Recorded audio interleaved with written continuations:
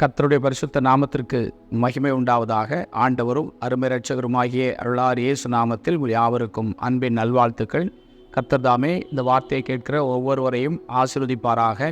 இந்த நாளிலும் தேவன் நமக்கு தருகிற நல்வார்த்தை எபேசியர் 2:10 நற்கிரியைகளை செய்கிறதற்கு நாம் கிறிஸ்து இயேசுவுக்குள் சிருஷ்டிக்கப்பட்டு தேவனுடைய செய்கையாயிருக்கிறோம். ஆம், கிறிஸ்துவுக்குள் பிரியமானவர்களே, நற்கிரியை என்று சொல்லுகின்ற பொழுது இந்த பூமியிலே உலக மனிதர்கள் அநேக நற்கிரியைகளை செய்கிறார்கள்.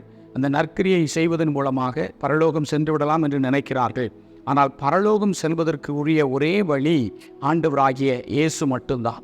இன்றைக்கு உலக மனிதர்கள் நினைக்கிற அநேக காரியங்களை பார்த்தீங்கன்னா, அன்னதானம் கொடுப்பது அல்லது இரத்த தானம் செய்வது, பல்வேறு வகையான நற்கிரியைகளை செய்வது, உதவி செய்வது, இதை செய்தால் போதும் நாம் பரலோகம் சென்று விடலாம் என்று நினைக்கிறார்கள். ஆனால் வேத வசனம் சொல்லுகிறது, ஒவ்வொரு தேவனுடைய பிள்ளைகளும் நற்கிரியை செய்வதற்காக கிறிஸ்து இயேசுவுக்குள் சிருஷ்டிக்கப்பட்டபடியினால் அவர்கள் தேவனுடைய செய்கைகளாக இருக்கிறார்கள் என்று சொல்லப்படுகிறது.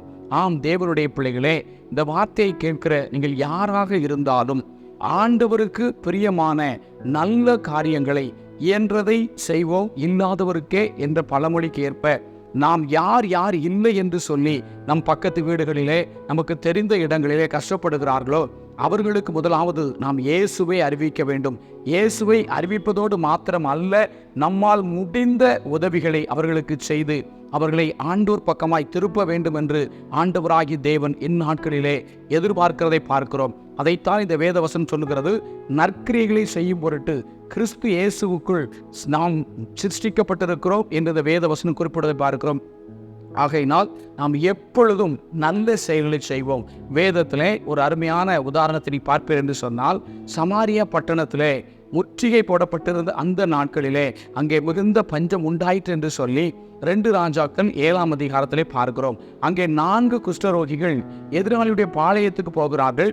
ஆண்டவர் அங்கே நற்கிரியை செய்தார். அந்த குஷ்டரோகிகளை கொண்டு அந்த பாளையத்தில் இருந்த காரியங்களை அவர்கள் ஓடி போனார்கள். தேவன் அங்கே கிரியை செய்தபடியினால் அவர்கள் அத்தனை பேரும் ஓடி போனார்கள். இவர்கள் அங்கே போய் அங்கே இருந்த தானியங்களை நன்றாய் சாப்பிட்டு விட்டு இது நற்செய்தி அறிவிக்கக்கூடிய நேரம், இதோ நம்முடைய தேசத்தில் உள்ள அனைவரும் பட்னியாக கிடக்கிறாங்க, நம்ம போய் அறிவிக்கும்னு சொல்லி இந்த நல்ல செய்தியை கொண்டு அறிவிச்சாங்க. அதான் நற்கிரியை. நானும் பட்னியாக கிடக்கக்கூடாது, மற்றவர்களும் பட்டினியாக இருக்கக்கூடாது, நானும் இயேசு அறிந்து கொள்ளணும், இந்த உலக ஜனங்களும் இயேசு அறிந்து கொள்ளணும். அதான் நற்கிரியை. அதற்காகத்தான் பிதாவாகிய தேவன் கிறிஸ்து இயேசு மூலமாய் நம்மை சிருஷ்டித்திருக்கிறார் என்பதை நாம் மறந்து போகக்கூடாது. ஆம் பிரியமானவர்களே, நற்கிரியை செய்வதற்கு தாமதப்படாபடி சீக்கிரமாய் செய்வோம். கர்த்தர் உங்களை ஆசீர்வதிப்பாராக. நாம் ஜெபிக்கலாம். வானத்துக்கும் பூமிக்கும் ஆண்டவராகிய தேவனே, நற்கிரியை செய்யும்படி எங்களை கிறிஸ்து இயேசுவுக்குள் சிருஷ்டித்து ஆண்டவரே எங்களை உருவாக்கி வைத்திருக்கிற மகாபெரிய தயவு எண்ணி நன்றி செலுத்துகிறோம். இந்த வார்த்தையை கேட்ட ஒவ்வொருவரையும் இயேசு என்ற உம்முடைய நாமத்தில் நாங்கள் ஆசீர்வதிக்கிறோம்.